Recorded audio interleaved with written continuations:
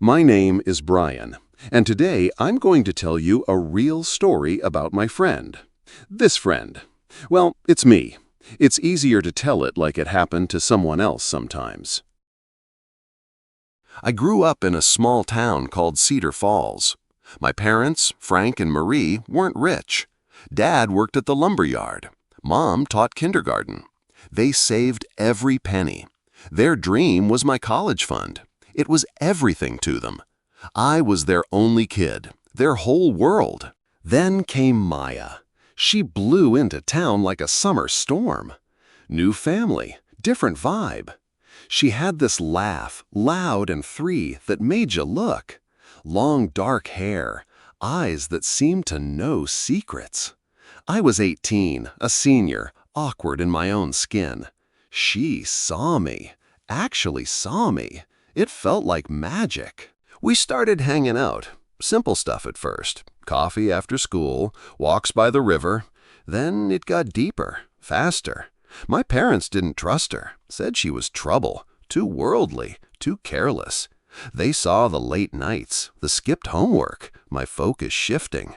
"They worked so hard, Brian," Dad would say, his voice rough. "That money is for your future, for security." Mom just looked sad. This girl, she's changing you, not for the better. I thought they just didn't understand us. Maya whispered about freedom, about escaping Cedar Falls together. She painted pictures of a life far away, exciting, unshackled.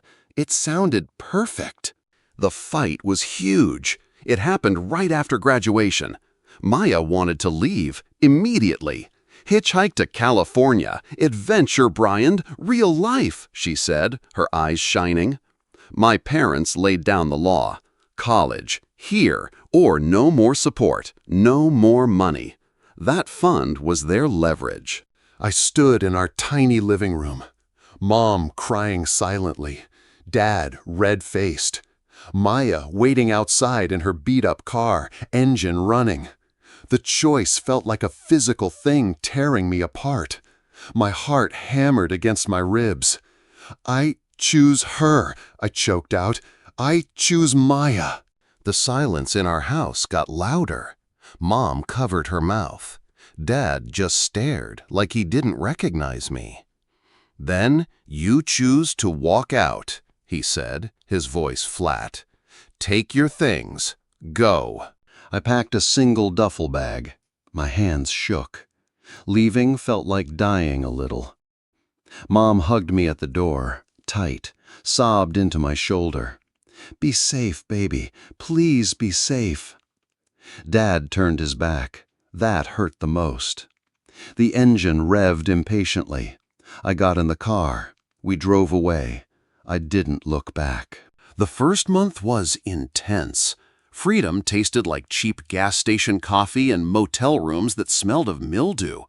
We made it to California, San Diego, found a tiny roach-infested apartment near the beach with 2 other drifters, Chloe and Dex. It was chaos, parties, cramped spaces, tempers flared, money vanished fast. My parents didn't call. I didn't call them. The guilt was a constant ache. I pushed it down. Focused on Maya, on us. I got a crappy job washing dishes, long hours, hot, greasy water. My hands turned raw. Maya worked a few shifts at a bar. Mostly she talked about her big break, music, acting, something. Slowly, things changed. Maya started staying out later, coming home smelling of different cigarettes, different booze. She'd be distant, irritable, just tired, she'd say, stressful day. I believed her. I wanted to believe her. I'd sacrificed everything. This had to work. Chloe, our roommate, started giving me weird looks, pitying looks. One afternoon, about 3 months after we'd left Cedar Falls, she cornered me in the grimy hallway. "Brian," she said, her voice low, "you're a decent guy. You need to know." My stomach dropped. "Know what?" She looked away. "Maya." And Dex, it's not just roommates anymore. I've seen them, late nights when you're at work. The world tilted. Dex? The guy who borrowed money he never paid back? Who played loud guitar at 3 a.m.? No, I whispered. That's not. She wouldn't. Chloe just shook her head. I'm sorry, Brian. Really sorry. I didn't want to believe it, but the seed was planted.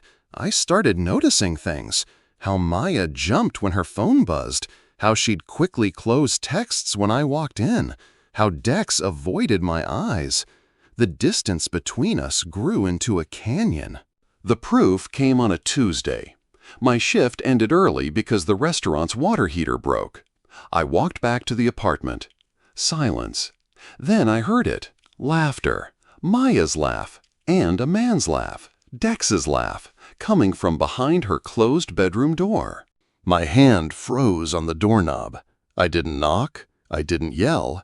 I just stood there, listening to the muffled sounds of their betrayal. The sounds that shattered the last fragile piece of the dream I'd sold my parents for. I turned around, walked out of the apartment, kept walking, ended up on the beach. The Pacific Ocean was huge and cold and indifferent.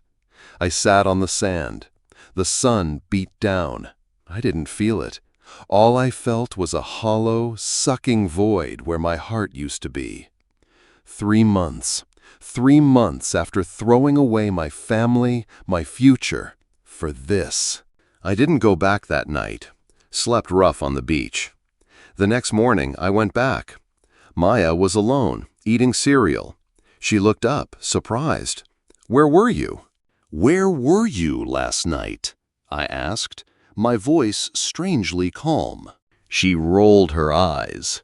"Out! With friends! What's your problem?" "Dex wasn't here?" Her face changed. A flicker of panic, then defiance. "Maybe. So what? We hang out. You're always working or moping." "I know, Maya," I said, looking straight at her. "Chloe told me. I heard you." The defiance crumpled. For a second, she looked scared, then annoyed. "Brian, it's not a big deal. Things change. People change. This life, it's not what I thought." "Not what you thought," I choked out. The anger finally surged. I gave up everything. My parents, my home, my future, for you? And 3 months later, you're cheating with Dex? She slammed her bowl down. "Don't put this all on me. You chose to come. You chose to leave them. That's on you, Brian. Maybe I just realized this isn't what I wanted. Maybe I realized you aren't what I wanted." The words hit like physical blows. "Aren't what I wanted." That was it. The brutal truth. The grand adventure was just over. For her, for me, it was just beginning. The beginning of the fallout. I packed my duffel bag again. It felt heavier this time, laden with shame and stupidity. Maya didn't try to stop me. She lit a cigarette, watched me with cold eyes. "What will you do?" she asked, almost bored. "Survive," I mumbled. That was all I could think of. I walked out. Again. No car horn honking impatiently this time. Just the sound of the door closing on the biggest mistake of my life. The next few weeks were a blur of gray. I found a homeless shelter bunk, got another dishwashing job farther inland, saved every cent. The guilt about my parents was crushing. How could I face them? What could I possibly say? "Hi, Mom. Hi, Dad.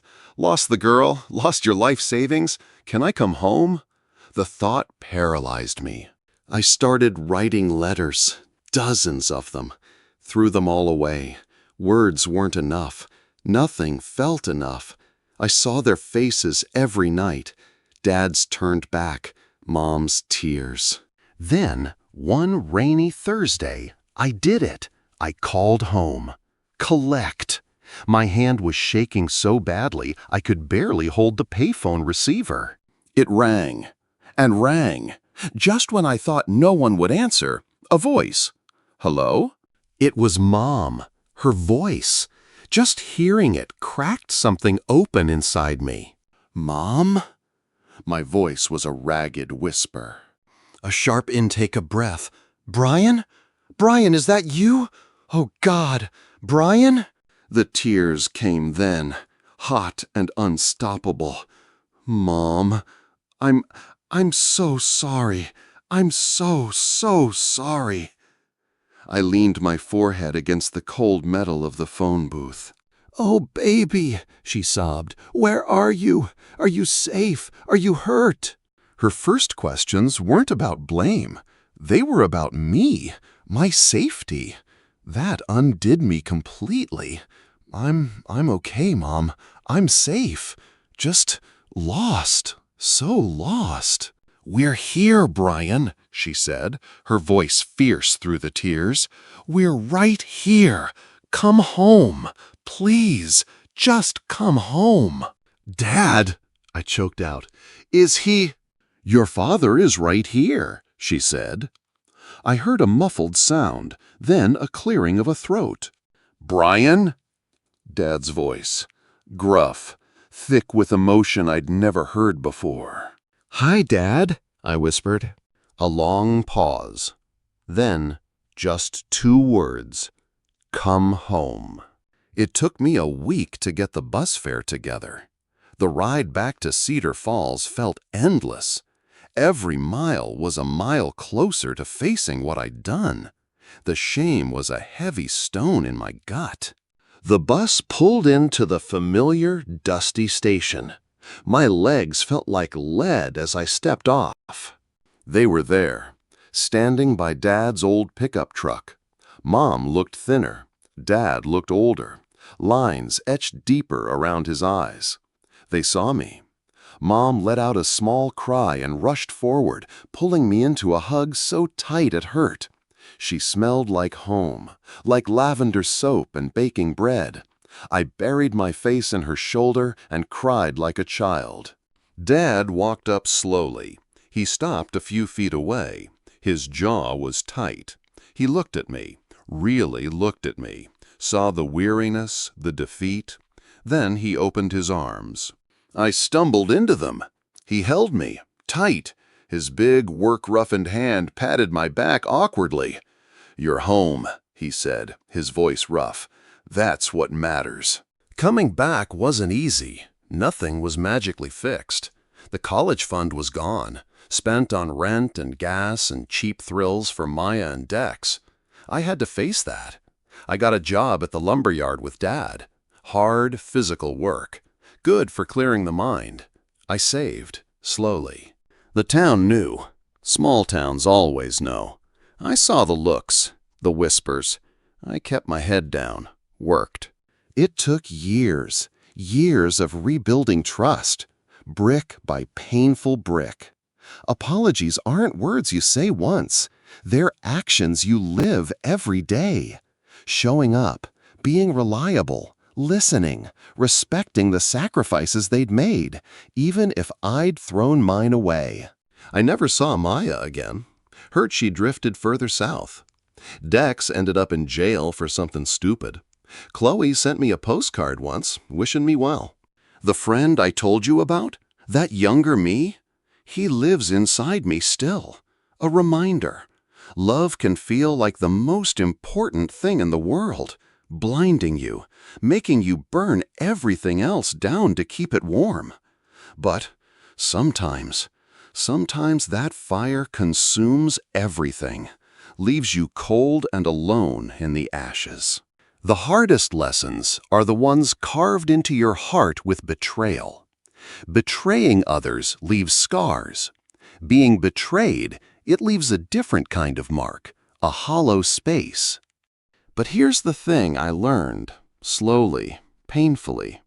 Some bonds can survive even the deepest cuts.